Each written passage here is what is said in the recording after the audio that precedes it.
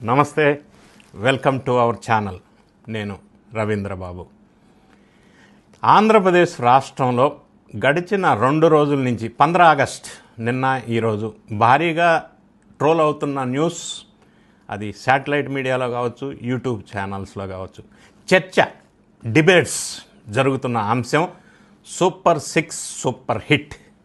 ఈ టాపిక్ ఎక్కువ నడుస్తుంది. దీంతో పాటుగా దీనికి కనెక్టెడ్ సబ్జెక్ట్స్ చాలా ప్రచారంలోకి వచ్చినాయి. స్త్రీ శక్తి అన్న స్కీమ్ తోటి ఫ్రీ బస్ పథకం ఆగస్ట్ 15 నిన్న ఆంధ్రప్రదేశ్లో లాంచ్ చేయటం, ఆ సందర్భంగా జరిగిన రకరకాల సంఘటనలు ప్రజల్లోకి చర్చ అవుతూ ఉంది. అసలు సూపర్ 6 పరిస్థితి ఏంటి? మరి సూపర్ హిట్ అయితే వైఎస్ఆర్ కాంగ్రెస్ పార్టీ వాళ్ళు ఎందుకు విమర్శించాల్సి వస్తూ ఉంది? అంటే విమర్శించక తప్పనిసరి పరిస్థితుల్లో విమర్శిస్తున్నారా? ఇందులో వాస్తవాలేంటి, ఏం జరుగుతుంది అనేది బ్రీఫ్గా పార్టీలకు అతీతంగా విశ్లేషణ చేసే ప్రయత్నం చేద్దాం. వీడియో చివరి వరకు చూడండి. నచ్చితే లైక్ చేయండి, ఫ్రెండ్స్కి షేర్ చేయండి. సూపర్ 6 ఎప్పుడైతే వీళ్ళు ఒక ఎలక్షన్ మేనిఫెస్టోలో ప్రజల్లోకి వెళ్ళారో అప్పటి నుంచి ప్రతిపక్షంగా చెప్పబడుతున్న కొంత వర్గాల వాళ్ళు అది చాలా కష్టం ఇంప్లిమెంట్ చేయటం అనేది బలంగా ప్రజల్లోకి తీసుకెళ్లే ప్రయత్నం చేశారు. అది తీసుకెళ్ళలేకపోయారు. ఎన్డీఏ ప్రభుత్వం వాళ్ళు సూపర్ 6 ఇచ్చిన ప్రామిస్ని సక్సెస్ చేయడంలో సక్సెస్ సాధించారు అని చెప్పవచ్చు. మొదలుగా వైఎస్ఆర్ కాంగ్రెస్ పార్టీ కానీ, అపోజిషన్కి సంబంధించిన కొంతమంది వ్యక్తులు కానీ చాలా కాలం నుంచి సూపర్ 6లోకి అన్నిట్లోకి తల్లికి వందనం అసలు సాధ్యమే కాదబ్బా, ఎక్కడ నీకు 15,000, నీకు 15,000, ఎంతమంది పిల్లలకు ఉంటే అంతమంది పిల్లలకి 15,000 అని భారీగా, అంటే ఒక విమర్శ నెగిటివ్గా, కామెడీగా ప్రజల్లోకి తీసుకెళ్లే ప్రయత్నం చేశారు. ఎక్కువగా వాళ్ళు ఫోకస్ చేసింది తల్లికి వందనం అనేది.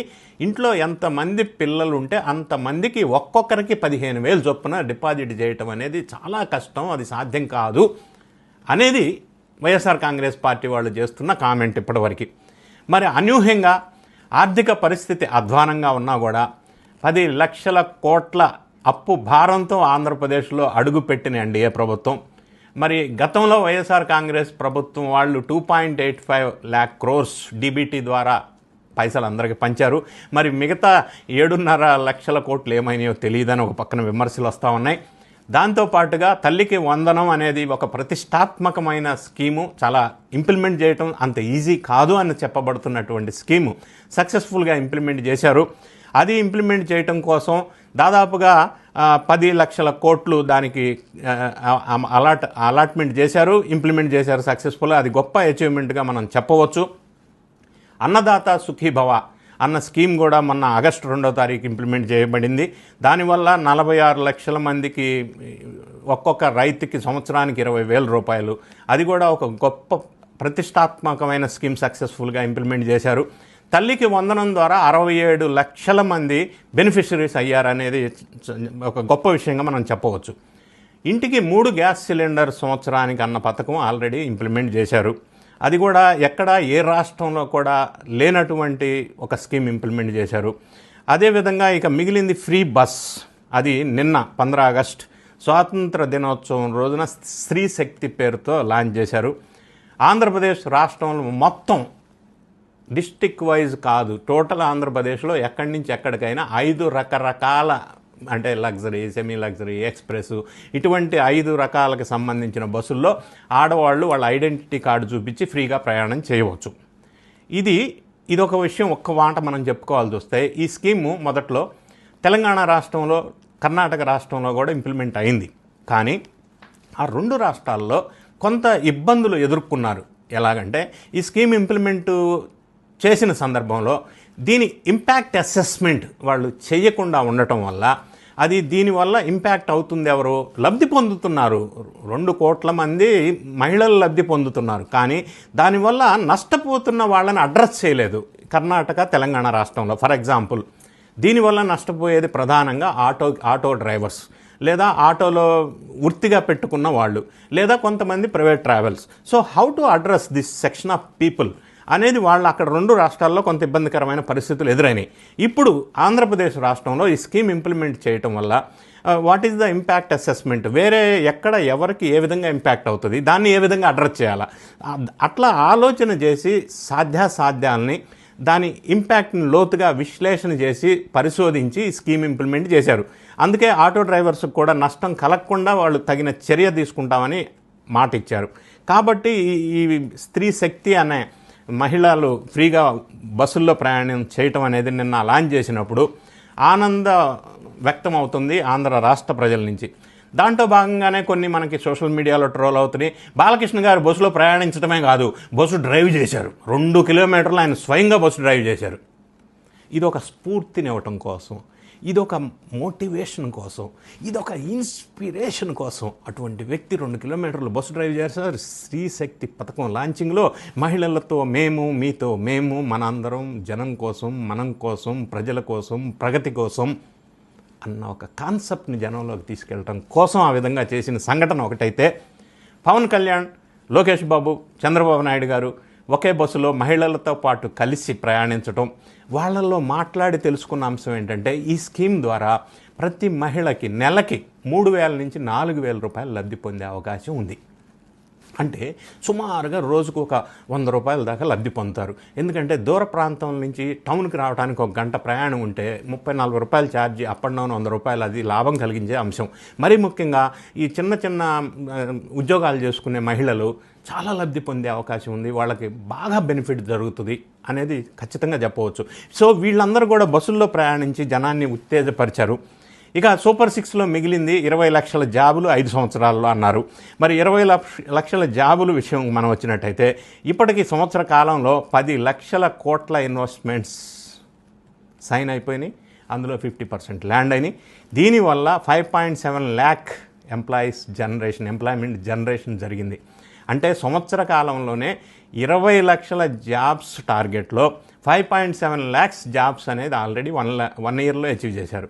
సో ఈ ట్రెండ్ ఇలా కంటిన్యూ అవడం వల్ల వీళ్ళు ఇచ్చిన ప్రామిస్ ఏదైతే ఉందో 20 లక్షల ఉద్యోగాలు 5 సంవత్సరాల్లో కల్పించే అవకాశం స్పష్టంగా కనిపిస్తూ ఉంది. ఒకవేళ కల్పించక లేకపోతే 3,000 రూపాయలు పర్ హెడ్ పర్ మంత్ అన్నారు. అది కూడా మనకు పాజిటివ్గానే కనిపిస్తూ ఉంది. ఇక ఒకే ఒకటి మిగిలింది ఏంటంటే 1,500 రూపాయలు ఆడబిడ్డ నిధి పర్ మంత్ మహిళలకి. అది ఇంకా పెండింగ్లో ఉంది. దాన్ని ఏ విధంగా చేయాలనేది ఇంకా ఆలోచన చేస్తూ ఉన్నారు.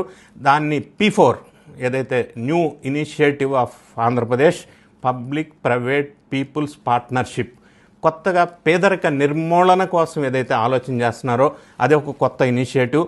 ఈ విధంగానే చూసినప్పుడు మనం అమరావతికి సెంట్రల్ గవర్నమెంట్ నుంచి 15,000 కోట్లు, వరల్డ్ బ్యాంక్ రుణం నుంచి ఒక 16,500 కోట్లు తీసుకొచ్చి అమరావతి శరవేగంగా ముందుకెళ్లడంతో పాటుగా వైజాగ్ స్టీల్ ప్లాంట్కి 11,400 కోట్లు, పోలవరం పునర్నిర్మాణం అవుతూ ఉంది. డిఎస్సి ద్వారా 16,347 జాబ్స్ క్రియేట్ అవుతున్నాయి already. Vizag railway zone land allotment చేశారో వేగం పుంజుకుంటూ ఉంది. ఓవరాల్గా చూసినట్టయితే సంవత్సర కాలంలో 12.2% ఎకనామిక్ గ్రోత్ మనం అభినందించాలా. పెన్షన్స్ 3,000 నుంచి 4,000కి పెంచారు. అది ఏ రాష్ట్రంలో కూడా భారతదేశంలో అంత పెన్షన్ లేదు.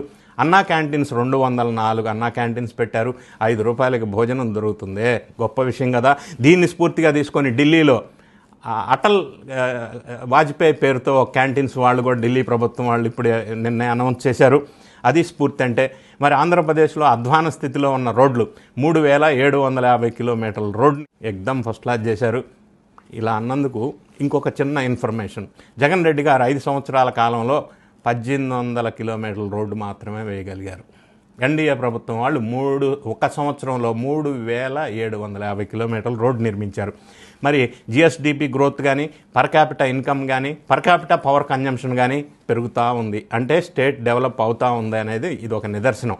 ఈ విధంగా మనం ఒకసారి ఓవరాల్గా పరిశీలించినప్పుడు సూపర్ 6 హామీలు సక్సెస్ఫుల్గా ఇంప్లిమెంట్ చేసిన నేపథ్యంలో ఆంధ్ర రాష్ట్ర ప్రజలు ఆనందంగా హర్షించిన సందర్భంలో పులివెందుల ఒంటిమెట్ల జరిగిన జడ్పీటీసీ ఎలక్షన్స్లో విజయ సంకేతనాలు దీనికి నిదర్శనం.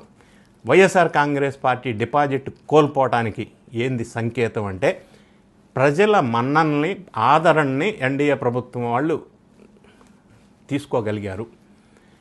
ఫీల్ గుడ్ ఫ్యాక్టర్, ప్రజలు ఎన్డీఏ ప్రభుత్వం వైపు ఉన్నారు. ఆ విధంగా ఇప్పటివరకు ఒక సంవత్సర కాలంలో పరిపాలనని దీన్ని మనం అసెస్ చేసుకున్నట్టయితే ఇదే విధంగా ముందుకెళ్ళినట్టయితే ఆంధ్ర రాష్ట్రం అభివృద్ధి చెందడానికి అవకాశం ఉంది అనేది ఈ సంవత్సర కాల పరిపాలనలో మనం ఇప్పుడు అనుకున్న అంశాలను బట్టి మనకి ఇండికేషన్ స్పష్టంగా కనిపిస్తూ ఉంది. మరి రాబోయే రోజుల్లో కూడా వైఎస్ఆర్ కాంగ్రెస్ పార్టీ ప్రభుత్వానికి నిర్మాణాత్మకమైన సలహాలు సూచనలు ఇవ్వాలని, వారు ఎమ్మెల్యేలుగా 11 మంది ఉన్నారు కాబట్టి అసెంబ్లీకి అటెండ్ అయ్యి వాళ్ళ గళాన్ని అక్కడ విప్పాలని, తద్వారా సమస్యలు పరిష్కారం కావాలని మనస్ఫూర్తిగా కోరుకుందాం. వీడియో నచ్చినట్టయితే లైక్ చేయండి, షేర్ చేయండి. Thank you so much for watching.